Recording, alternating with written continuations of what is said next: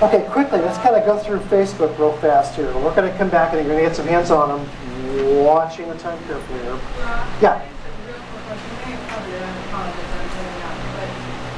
When you have Twitter within Blackboard, you've got a Blackboard course and you're advocating using Twitter, how would that be archived within Blackboard? Well, it's kind of the same question that was asked her earlier about archiving, and I'll try and get you an answer about archiving. Again, show of hands, Facebook users? Most of you. I won't spend too much time on this. Facebook was originally, of course, intended for college students. I suppose the antithesis of that was the MySpace, which was designed more for kids. But Facebook now has ran away from MySpace. This is by far and away the most popular social networking application in terms of use of the older crowd, the college age, etc. There's some other ones, but that's the most popular one. I do want to share with you that of all the research that I've done up to this point in time and Lit Review regarding the use of Facebook, the common denominator is that faculty should probably exercise caution with regard to the use of Facebook. I keep seeing that over and over again.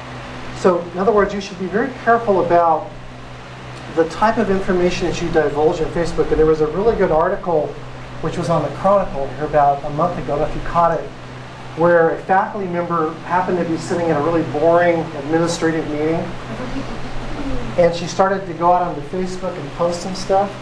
She didn't realize how Facebook worked. She thought it was sort of a private communique to another person.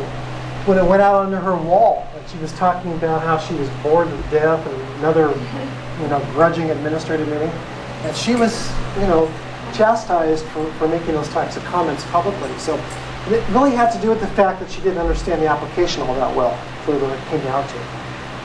But there's story after story about this.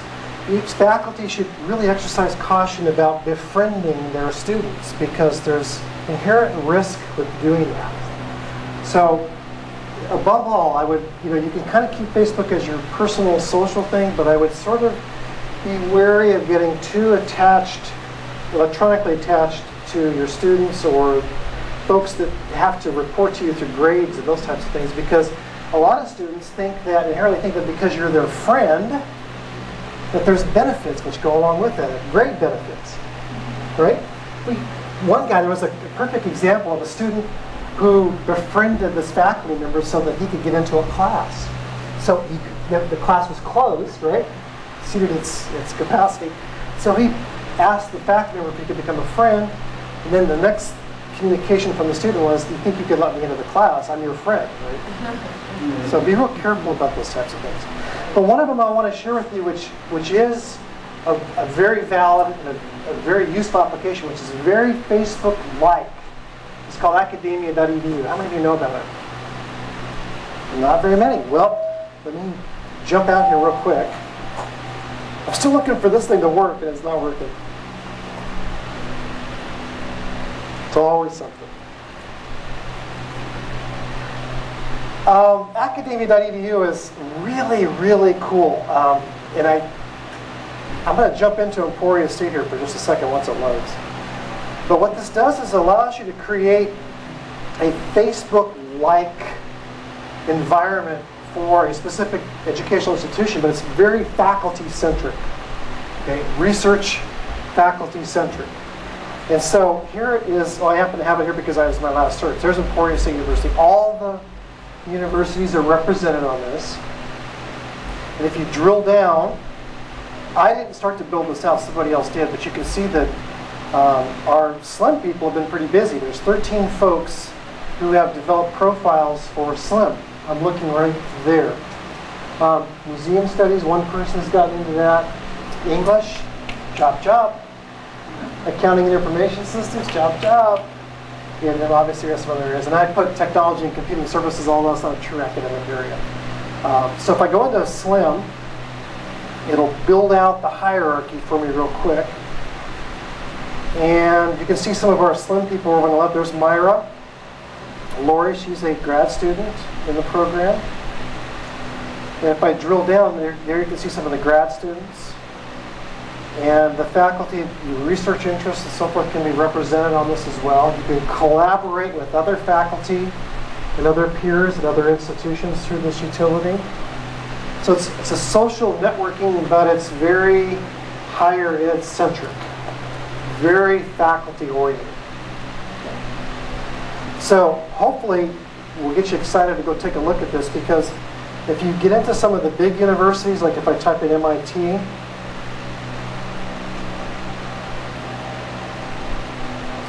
you'll see that they've been pretty busy. There's 140 people that have built out profiles. There's all their different departments. Obviously not close to complete, but it's getting there. And you can then go in and you can drill into any of those particular departments and learn more about those individual faculty members in those areas. And so I encourage you to, it's free account, go jump into this and start building.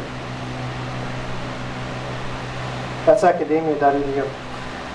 One application I did find through my research that I think has got good utility for Facebook is building out what are called groups of students or groups of people. So you can build out classes based around this metaphor of groups. And it's very simple to do. If you're curious, you're a Facebook user, just type groups in the keyword search. It'll actually show you how to create groups. And you can build out, these are specific groups that you can create. You've seen these. I know you have, because if you use Facebook, you've seen join this group or follow this group or that type of thing. So that's what they're doing. There's nothing magical about that. You can do it too. You can create a group for anything you want. It's not anything that you have to have a specific account for or anything like that.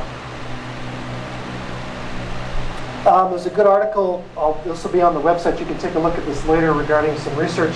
This guy's actually analyzing how social networks are formed. So sociologists would just love this, because there's just so much research here about how these networks are being formed. I mean, this is doctoral dissertation heaven for this type of stuff. So you can take a look at that later.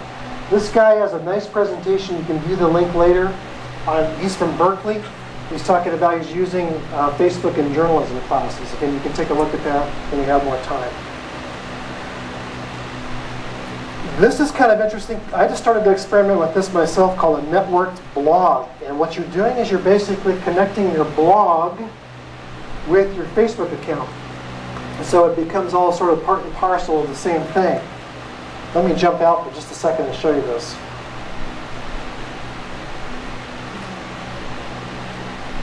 And by the way, what's really cool is you're going to see here in a little bit about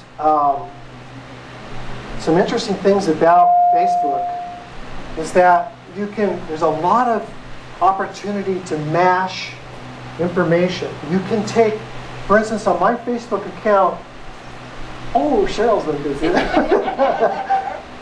So, she's been busted.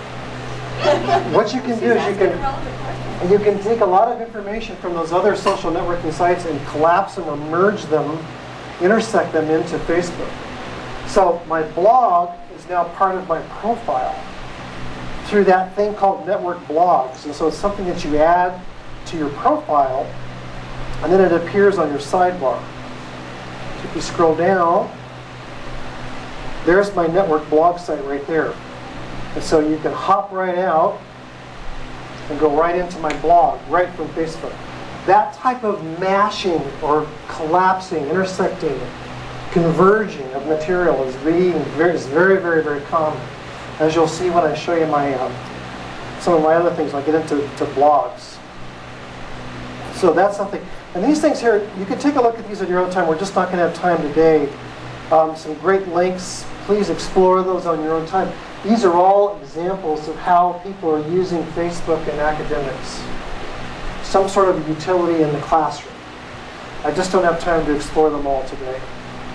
But please avail yourself of those. Examples of how yourself of those.